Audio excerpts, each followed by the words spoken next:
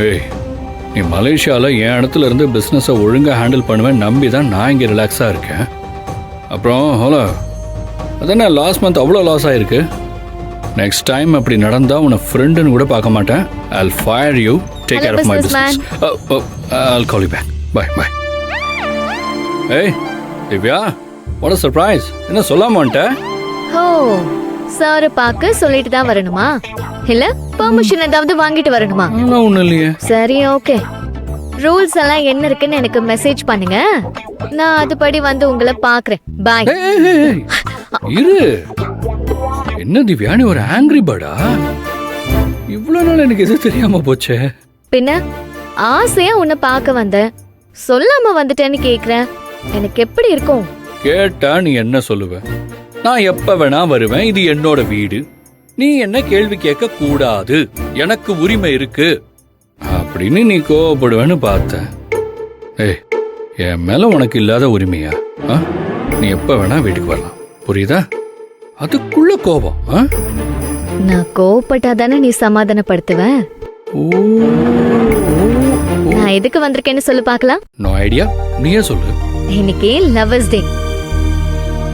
ஏய், இன்னைக்கு February 14 கிடையாது. இதுதான் எனக்கு புரியவே மாட்டேங்குது. லவ்வுக்கு ரூல்ஸ் அண்ட் ரெகுலேஷன்ஸே கிடையாது. அப்புறம் எப்படி அந்த ஒரு நாள் மட்டும்தான் லவ்வர்ஸ் டேன்னு ஃபிக்ஸ் பண்றாங்க? லவ்வர்ஸ் மீட் பண்ற எல்லா நாளுமே லவ்வர்ஸ் டே தானே? நீ சொன்னது கரெக்ட் தான். சரி, என் கிஃப்ட் எங்க? கிஃப்ட் தானே, ஸ்வீட் கிஃப்ட். Wow, super. சரி, நீயே ஊட்டி விடு.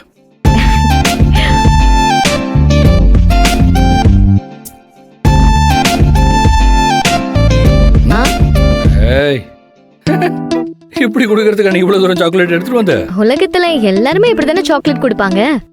ஆனா லவர்ஸ் இப்படி ஓட்டி விட மாட்டாங்க. வேற எப்படி சாப்பிடுவாங்க? நீ என்ன பண்ற? இந்த சாக்லேட்டை உன் வாயில வச்சுக்கிட்டு அப்படியே எனக்கு ஊட்டி விடுற. ஓகே? ஐயோ, அதெல்லாம் முடியாது. Divya Divya Divya Divya, please please please please please please. நீ லேட் பண்ண சாக்லேட் மெல்ட் ஆயிட்டே இருக்கு பாரு. சீக்கிரம் சீக்கிரம் சீக்கிரம்.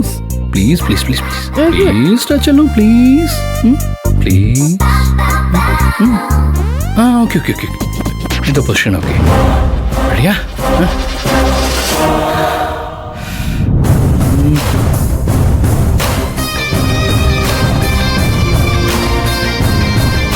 சார், காடை முட்டை இல்லையா?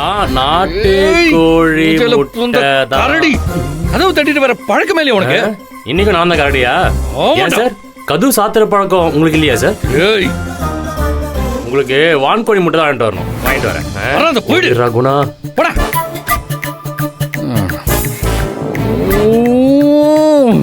சரி, ஓகே. நமக்கு டைம் செட் ஆகலன்னு நினைக்கிறேன். சரி, ஓகே ஓகே.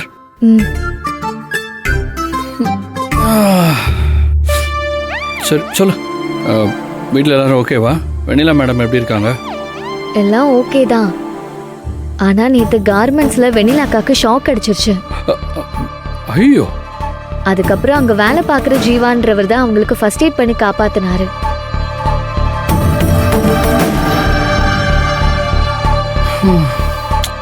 சிங்கிள் மதரா, போல்டா, இந்த உலகத்துல எவ்வளவு பேர் கஷ்டத்தை ஃபேஸ் பண்றாங்க தெரியுமா வெண்ணிலா? அவங்க ஃபேஸ் பண்ற விஷயங்கள்லாம் பார்த்தா இந்த மகாலாம் ஒண்ணுமே இல்லைங்கிற மாதிரி தான் தோணுது. ஆனா எல்லாரும் மகாக்கு கொடுக்குற அங்கீகாரத்தையும் பாராட்டியும் இது வரைக்கும் வெண்ணிலா மேடத்துக்கு கொடுத்ததே இல்லை. அவங்க பாவம் இல்ல.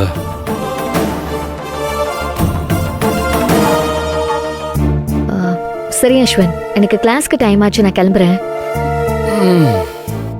சரி, நான் வந்து ட்ராப் பண்றேன். இல்ல வேண்டாம், அண்ணி பார்த்தா பெரிய பிரச்சனை ஆயிடும். பாத்தியா, இப்போ கூட வீட்ல யாராவது பார்த்தா பிரச்சனை ஆயிடும்னு சொல்லல, அந்த மகா பார்த்தா தான் பிரச்சனை ஆயிடும்னு சொல்ற. புரியுது அஸ்வின், எல்லாரையும் எதிர்த்து பேச நமக்கு ஒரு டைம் வரும். இப்போ வேண்டாமே. சரி, ஓகே. வெளியே வண்டி நிக்குது, அதையாச்சும் நீ எடுத்துட்டு போ. ரிட்டர்ன் அதை கொடுக்க வருவல்ல, அப்போ மறுபடியும் சந்திக்க ஒரு சான்ஸ் கிடைக்கும். அப்போ நம்ம கரெக்டா கதவை லாக் பண்ணிடலாம். எனக்கு தான் பைக்கெல்லாம் ஓட்ட தெரியாதே. பிசினஸ் மேக்னட் அஸ்வினோட வருங்கால ஒய்ஃபுக்கு பைக் ஓட்ட தெரியாதா? வாவ். அஸ்வின் சும்மா கிண்டல் பண்ணாத. பை. ம்.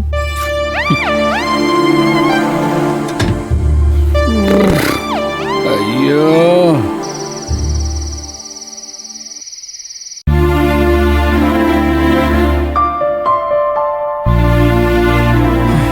மகா, நீ ஏன் சாப்பிடல? எனக்கு பசிக்கல. நீ இப்படிதான் சொல்லுவேன்னு எனக்கு தெரியும். அதான் நானே என் கையால உனக்கு ஆம்லெட் போட்டு எடுத்துட்டு வந்திருக்கேன். அளவான சால்ட் அண்ட் பெப்பரோட அளவில்லாத அன்பையும் சேர்த்திருக்கேன்.